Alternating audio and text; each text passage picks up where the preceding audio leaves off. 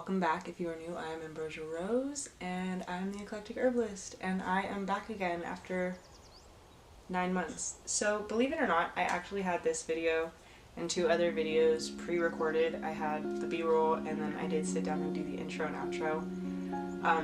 But when I decided to actually edit it, I didn't really like my intro or my outros for any of the videos, so I thought I would redo them, and it just kind of took a minute to actually get to it. It's been a very busy year.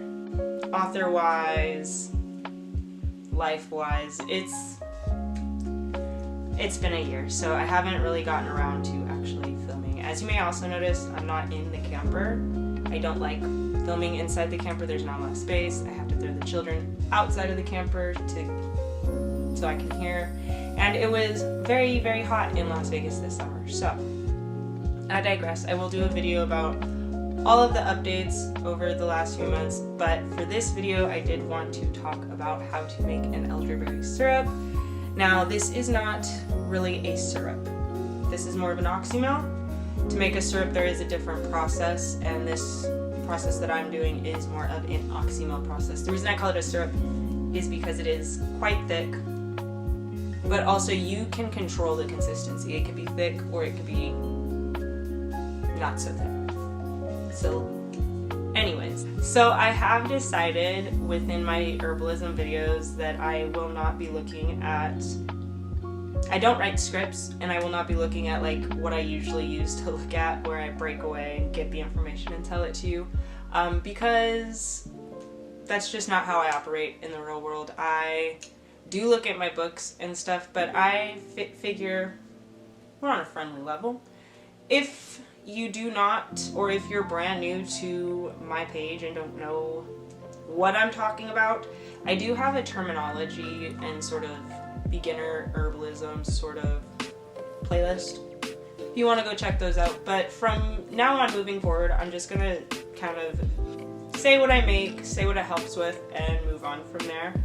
I may put more information down in the description, but I do recommend always to do your own research, because I have found conflicting information depending on who. Usually it is generally the same, but sometimes there are different things. Anyways, so here we go into how to make elderberry syrup, or at least how I make my elderberry syrup. Again, this is more of an Oxymel, but I'm calling it a syrup. So you will need elderberries, echinacea root, honey, apple cider vinegar, and of course a jar. Both elderberries and echinacea root have immune stimulant properties, so that is why I chose those two. You just add them to the jar. I believe I have about an ounce of each here.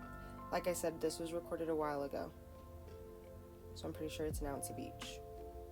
And then I did pour the honey in.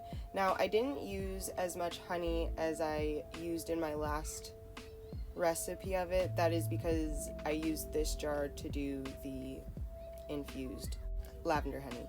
Anyways, pour it halfway, fill the rest of it up with apple cider vinegar, and give it all a really good shake to ensure everything is incorporated, and then top the rest off with honey.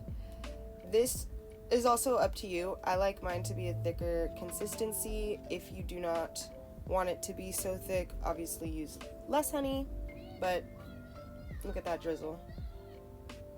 Anyways, so less honey if you want it to be a more liquidy consistency, more honey if you want it more of a syrup consistency. Once you have that all done, put a wax paper over it and seal your jar. Do be sure to label it with the date and name, and then maybe keep a notebook to keep all of your ingredients and stuff together. And after you have it all together, you will want it to rest in a cool, dark place for 6 weeks. And after those 6 weeks are done, it is time to move on to the straining process. For this process, you'll just need the strainer, the Doppler, and some funnels.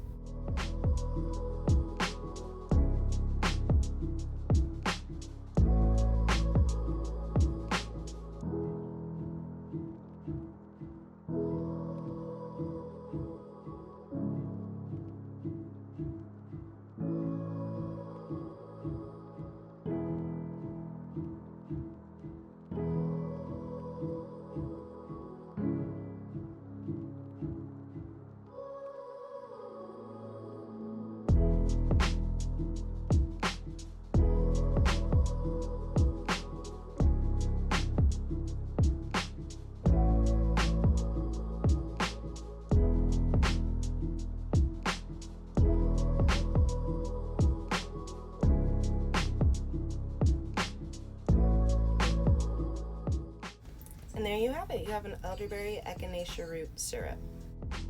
So that is my elderberry syrup. As you have noticed, there is no alcohol in it, so the dosage is probably different. I will put dosage, like how to find out the dosage for children, down below, but because there is no alcohol in this, I don't really follow like that to an exact. For me and my husband, we will take about a half to a full dropper every day, and then my children will take about a quarter of a dropper every day, and then when we are sick we will double that, but we will split it, so we'll take half in the morning, half at night, and just like boop, drop it.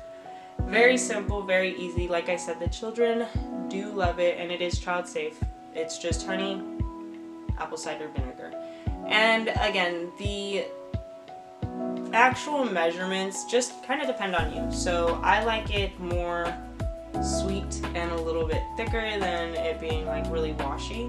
This recipe actually is a little bit more watered down, or not watered down, but more liquefied than it is thick. The very first recipe I had was much thicker, but I didn't actually write down the recipe in a notebook at the time of creating it. I just kind of created it and went along my day. So I do believe I put a little less honey than I wanted to, but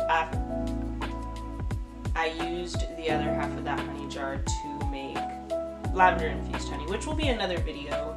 I make sourdough bread, and I tend to use infused honey in my sourdough bread, so I will talk about that in the video of the infused honey. That is how I make my elderberry syrup Oxymel mix. I will put not the measurements, but the ingredients and everything you need down below. Anyways, that is all I have for you. If you are interested in finding out how to make infused honey, go ahead and hit that subscribe button. If you enjoyed the video, please hit the like button, leave a comment. But other than that, I will see you guys in my next video. Have a lovely day.